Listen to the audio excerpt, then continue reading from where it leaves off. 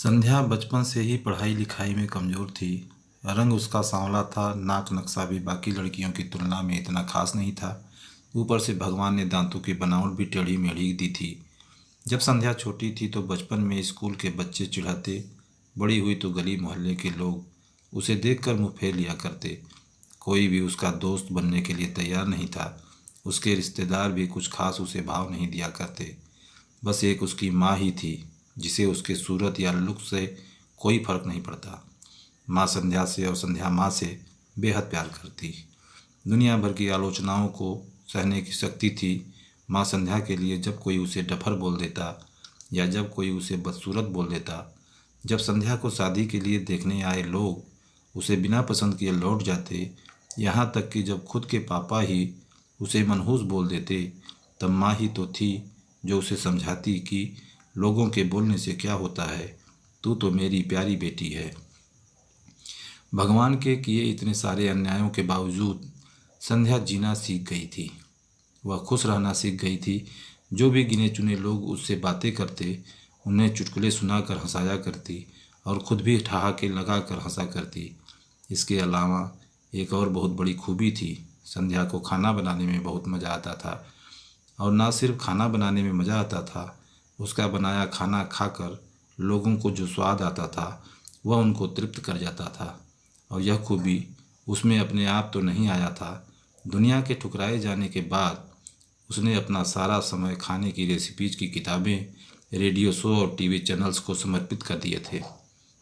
संध्या की तारीफ कोई भी नहीं करता, लेकिन उसके हाथों के बने खाने की तारीफ वह हर व्यक्ति करता जो उसे चखता।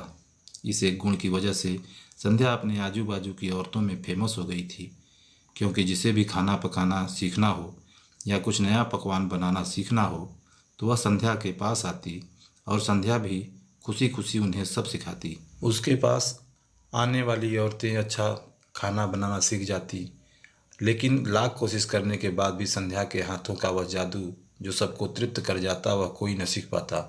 संध्या की ज़िंदगी इन्हीं उतार चढ़ावों के साथ कट रही थी। एक बार फिर से माँ बाप ने जी तोड़ कोशिश करके एक फैमिली को संध्या को देखने के लिए मना लिया था और अगले दिन लड़का संध्या को देखने आने वाला था। संध्या को इस बात की खबर होने पर वह दुखी और गुस्सा हो गई थी कि बिना उससे पूछे पता नहीं क्यों माँ बाप लड़कों को बुला लेते थे और उसका मजाक बना देते थे। माँ ने संध्या को समझाया था कि ऐसा ही होता है, कोई भी बेटी अपने माँ बाप के यहाँ हमेशा नहीं रहती, उसे एक दिन शादी करके ससुराल जाना ही पड़ता है। अगले दिन संध्या सुबह सुबह ही लड़के वालों के आने से पहले ही सज संवर कर कहीं निकल गई थी। उस दिन लड़के वाले घर आकर माँ बाप को बहुत खरी खोटी सुना कर गए थे। वैसे भी पापा को संध्या पर हमेशा ही गुस्सा रहता था, लेकिन उसकी इस हरकत ने उनको गुस्से से पागल कर दिया। उस दिन पापा ने संध्या का सारा गुस्सा माँ पर उतार दिया था, यह कहकर कि एक मनहूस बेटी को जन्म देकर भी तुम्हारा मन नहीं भरा, इसलिए उसको लाड़ प्यार देकर सर पर बिठा लिया है। हमेशा अपनी बेटी के बारे में गलत बोलने वालों से नाराज रहने वाली माँ आज खुद संध्या से नाराज हो गई थी और वह अब संध्या के घर वापस आने की बेसब्री से राह देख रही थी ताकि अपना गुस्सा उस पर उतार सके। सूरज ढलने से पहले संध्या घर लौट आई थी। उसके चेहरे पर एक अजीब सी खुशी थी। हाथों में एक चेक था और एक सर्टिफिकेट भी।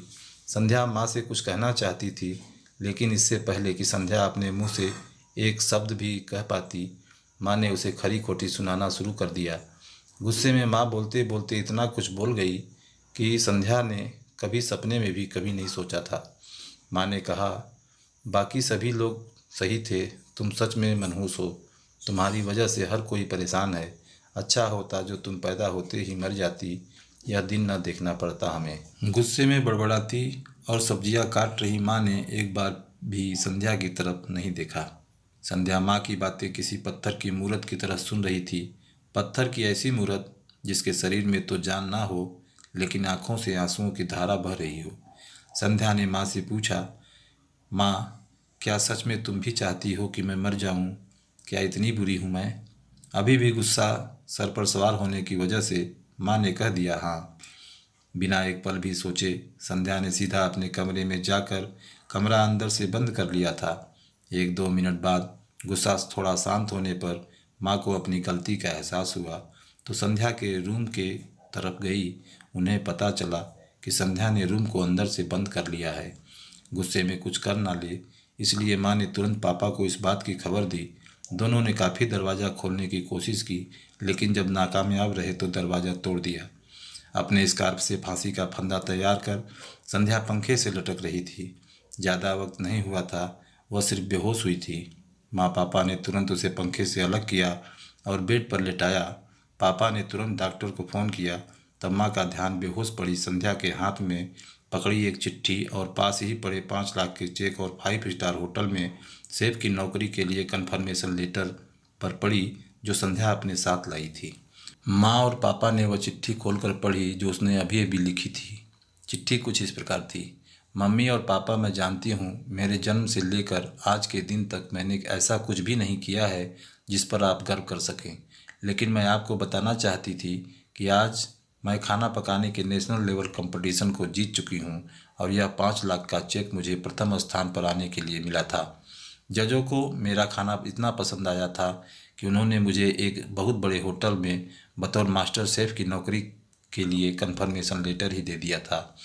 पूरी दुनिया मेरे खिलाफ है, मुझे इस बात का कभी कोई फ़र्क पड़ा ही नहीं था और ना ही बाबूजी की कड़वी बातें मैंने अपने दिल पर ली थी, क्योंकि मैं जानती थी बाहर से सख्त दिखते मेरे बाबूजी अंदर से तो मुझे प्यार ही करते थे। प्यार ना करते होते तो बिना मांगे मुझे कपड़े, मिठाइयाँ, पटाखे ये सब ना ला कर देते। माँ के प्यार को कोई क्या बयां कर सकता है। मेरी माँ मेरे लिए मेरी सारी दुनिया थी। जब माँ मेरे साथ होती तो मुझे किसी बात की परवाह ना होती थी। मेरी माँ मेरी थी, इसलिए मुझे किसी और की ज़रूरत ना थी।